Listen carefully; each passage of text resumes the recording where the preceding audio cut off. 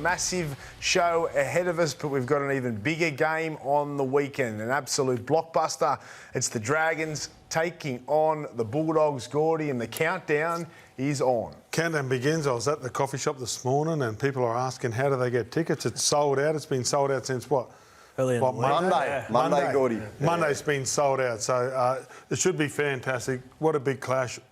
I don't know who wins. I think it's on a knife's edge. I really like what the Dragons did against Melbourne, but the Dogs in red-hot form. I love the tribalism. I love suburban venues. You look at those scenes from after the Bulldogs won on Sunday and Belmore was alight, the streets.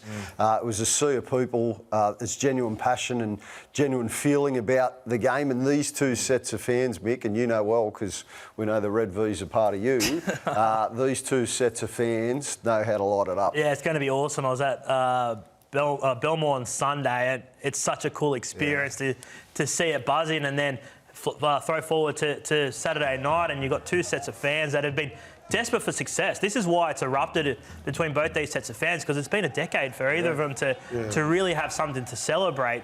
Now they get an opportunity, and I can't wait. Packed house. They sold out Cogra last year for a South Sydney game, but they've sold out the hospitality and the tickets for the first time in years at that venue. It should be an absolute cracker. Very multicultural fan base, both teams. We know that, right? You're That's a Dragons fan. A lot of my cousins are Bulldogs fans because of the blue and white. And then there's a few that are Dragons fans, not many, but the Lebanese and the Greeks, they go mad over this. They're nuts, man. Like, we can say it, right? It's gonna erupt. Like you can say it. You see the way Belmore erupts with the horns and the drums and the like, and you know, let's just hope it's good, clean fun come Saturday night, but it is going to be awesome. What if there is a bad call in the bunker or something? Look out. Lucky the bunkers in Everly. 911. But let's hope it doesn't get to that. But yeah, two passionate fan bases who are just enjoying a year that none of us thought they would have. If you sat down at the start of the season and you were marked down to cover this game, say you got your roster, you'd be like, this is going to be a stinkfest. I can't wait to watch this game. I can't wait to be there. Massive. All right, on that, back in round 10, Shane Flanno explained what was motivating the Dragons this season. We're better than the start, and I think we should be because we've learned a lot about each other, even though there was some journalists tipped us to get the wooden spoon, Michael. Oh, here we go. What did I say to you? Cariana's tipped us to come last, and I put it on my wall. Shots fired. Shane Flanno. You're just coming off there Shane too. Flanagan. He's coming at you, Mick. He reckons that you were death riding them at the start of the year. There's nothing worse than fake news, and this is what... Fake news. There's been a few of those Flanno's got a little bit of case of this, and I've said this to his face. I didn't tip him to come last. I tipped him to come second last. So are you taking credit for this? Don't sugarcoat it, just own it. He's called you out on radio, right? Yeah. They're your club.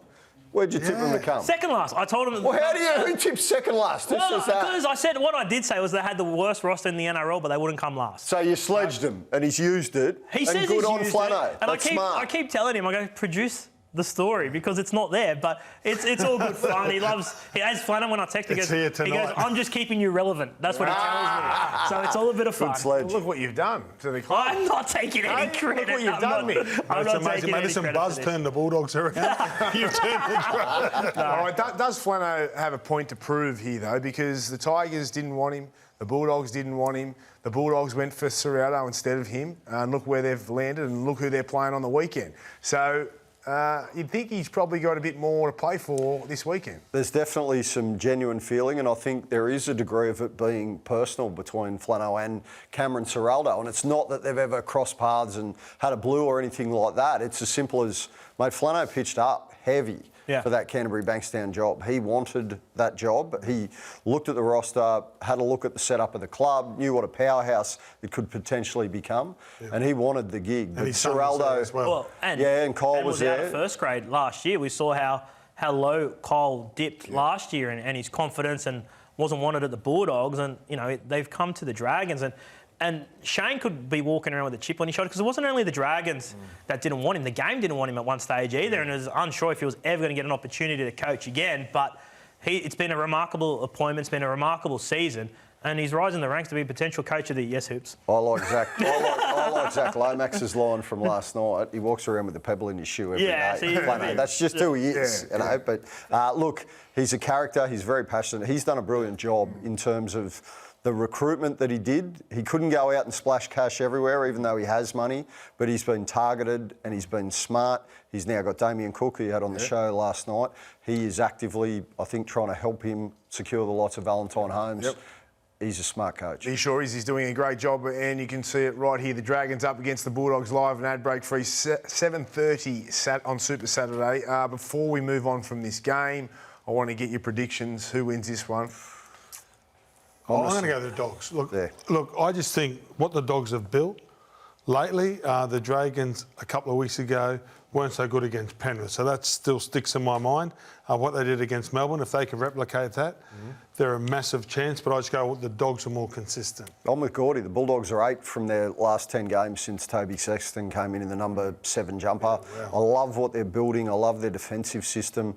I think it's close, but I think when they need to pull the trigger, they can. I think the Dragons just with the firepower of the forward pack. Of course Flanno you would do. have hoped Mate, so he would have hoped you to tip bagged the them, Bulldogs. you tipped them to come second last, and now you want to butter them up. They're flying. How good are they going?